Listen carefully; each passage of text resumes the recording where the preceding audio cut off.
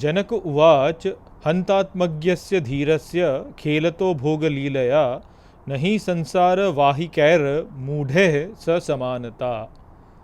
नमस्कार मित्रों, ये जो श्लोक है ये अष्टावक्र गीता के चौथे अध्याय का पहला श्लोक है और आज के वीडियो में हम इस श्लोक को गहराई से समझेंगे। तो आइए सबसे पहले इसके अर्थ को समझते हैं। तो जो श्लोक है वो कहता है, जनक उवाच अर्थात जनक बोले, हंतात्मज्ञस्य धीरस्य अर्थात अहो आत्मज्ञानी धीर मनुष्य का खेल तो भोग लीलया अर्थात खेल होता है भोग लीला के लिए, नहीं संसार वाहिकैर अर्थात नहीं संसार को उठाने वाले, मूढ़ स समानता अर्थात मूढ़ से उसकी समानता है। तो यहाँ पर जनक महाराज अष्टावक्र के जो उपदेश थे उनके लिए कहते हैं कि अहो जो आत्मज्ञानी धीर मनुष्य होता है वह भी संसार में कार्य करता है और ऐसा प्रतीत होता है कि वह भोग कर रहा है, किंतु ये जो भोग उसका होता है वह केवल लीला के लिए होता है। इसलिए ऐसे व्यक्ति का जो सांसारिक मनुष्य है उससे कोई तुलना ही नहीं की जा सकती। तो यहाँ पर हमको जो समझना है वो यही है कि आप देखते हैं कि कई बार लोग ये कहते हैं कि अरे ये व्यक्ति कैसे ज्ञानी हो गया, ये तो वैसे ही कार्य करता है जैसे हम करते हैं, इसके भी बच्चे हैं, इसका भी परिवार है और ये भी जो है नौकरी करता है, ये भी खाना खाता है और इधर उधर जाता है, तो ये कैसे आत्मज्ञानी हो गया, ऐसे कई बार लोग कहते हैं। और ऐसा इसलिए होता है क्योंकि ऐसे जो लोग होते हैं जो आत्मज्ञानी हैं वे भी वास्तव में संसार में रहकर अपने सभी कर्तव्यों को पूरा करते हैं। तो बाहरी रूप से यदि देखा जाए तो बाहरी रूप से ऐसे व्यक्ति में और जो सांसारिक व्यक्ति है उसमें हमें कोई भेद दिखाई नहीं देता है। तो हमको यहाँ पे ये जो भेद है वो इसलिए दिखाई नहीं देता क्योंकि हम जो मन के भीतर चल रहा है उसको नहीं देख पाते। वास्तव में जब व्यक्ति को आत्मज्ञान होता है तो उसके जीवन में बाहरी रूप से कोई परिवर्तन होता नहीं है, बाहरी रूप से उसका जीवन वैसा ही होता है जैसा पहले चल रहा था, किंतु उसके भीतरी संसार में बहुत परिवर्तन हो जाता है। वह संसार में उसी प्रकार से कार्य करता है जैसे कोई सामान्य संसारी व्यक्ति कार्य करता है, किंतु उसका जो मन भीतर से होता है वह शांत होता है। उसका मन जो है वह विचलित नहीं होता संसार की समस्याओं को देख करके।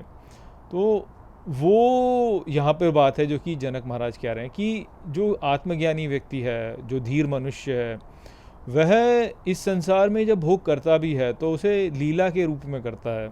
वह इसको एक खेल मानता है कि ये सब तो एक खेल है, खेल चल रहा है, वह इसको गंभीरता से नहीं लेता, किंतु फिर भी वह अपने कर्तव्यों को करता है।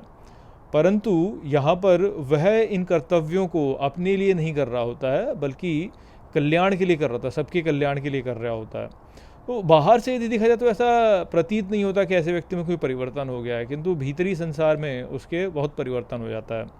क्योंकि देखिए जैसे इस जीवन में आप देखिए कि लोग मूलतः क्या कार्य कर रहे होते हैं। मूलतः लोग जो है अपने बच्चों का पालन पोषण करना चाहते हैं, अपने माता पिता की देखरेख करना चाहते हैं, या जो भी पद उनका है उस पद का जो भी कार्य है उसका निर्वाह वह उचित रूप से करना चाहते हैं। अब जो संसारी मनुष्य होता है वह इन सब को ममत्व के साथ में करता है कि ये मेरा है, मुझे करना है। तो अपने बच्चों के लिए जब वो करेगा तो अपने बच्चों को अपना मान करके करता है कि ये मेरे बच्चे हैं, और वो जब वो कार्य करता है तो ये सोचता है कि इसका फल मैं भोगूंगा बाद में, मेरे बच्चों को अच्छा पढ़ाऊंगा लिखाऊंगा तो ये बड़े बनेंगे और फिर जो है ये मेरी देखभाल करेंगे। या उनको जो है उनमें यदि अच्छा करते हैं, बच्चे अच्छा करते हैं तो उनको अपना मान करके अपनी बड़ाई मानता है, और अपने माता पिता की देखभाल करता है इसलिए कि सोचता है कि अच्छा संसार में बाकी लोग क्या कहेंगे कि इसने अपने माता पिता को ऐसे ही छोड़ दिया। तो इस प्रकार से कार्य करता है जो संसारी व्यक्ति होता है, उसमें ममत्व होता है। वो जब अपना व्यवसाय कर रहा होता है तो उसमें धन अर्जित करने के लिए व्यवसाय कर रहा होता है, और जब उसका व्यापार ठीक से नहीं चलता तो चिंतित होता है कि अरे मेरा कैसे होगा। अब जो आत्मज्ञानी व्यक्ति होता है वह भी यही सब कार्य कर रहा होता है, किंतु इन सब को वह केवल एक खेल समझ के कर रहा होता है और दूसरों के कल्याण के लिए कर रहा होता है। तो वह भी अपने बच्चों का लालन पालन कर रहा होता है, किंतु इसलिए कर रहा होता है क्योंकि यह उसका कर्तव्य है।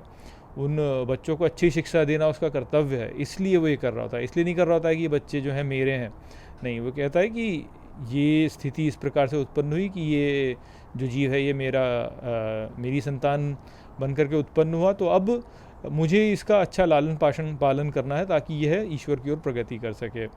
वह अपना व्यवसाय भी करता है तो दूसरों के कल्याण के लिए ही करता है, और धन अर्जित यदि वो करता भी है तो स्वयं के लिए नहीं करता, बल्कि इसलिए करता है कि उसको सबकी सेवा करनी है। तो क्योंकि वह स्वयं के लिए नहीं कर रहा होता, उसकी स्वयं की कोई कामना नहीं होती है, इसलिए उसका मन जो होता है वह एकदम शांत रहता है। जबकि जो व्यक्ति संसार में गुंधा हुआ है उसका मन जो है वह अशांत रहता है। तो बाहरी रूप से आप देखें तो दोनों जो व्यक्ति हैं वह एक ही कार्य कर रहे हैं, एक ही प्रकार से कर रहे हैं, किंतु उनके भीतरी संसार को यदि आप देखें तो उसमें बहुत भेद है, बहुत अंतर है उसमें। तो यहाँ पर जनक महाराज यही कह रहे हैं कि इन दो व्यक्तियों की तुलना नहीं की जा सकती है। जो कोई इन दोनों व्यक्तियों की तुलना कर रहा है और कह रहा है कि अच्छा ये व्यक्ति भी ऐसे ही कार्य करता है, वो व्यक्ति भी वैसे ही कार्य करता है, तो ऐसे व्यक्ति को वास्तव में कोई भी बोध नहीं है, उसको कोई भी ज्ञान नहीं है। वह अभी भी जो है संसार में ही फंसा हुआ है, अभी भी जो है उसको ज्ञान नहीं हुआ, वो कुछ भी नहीं समझता है।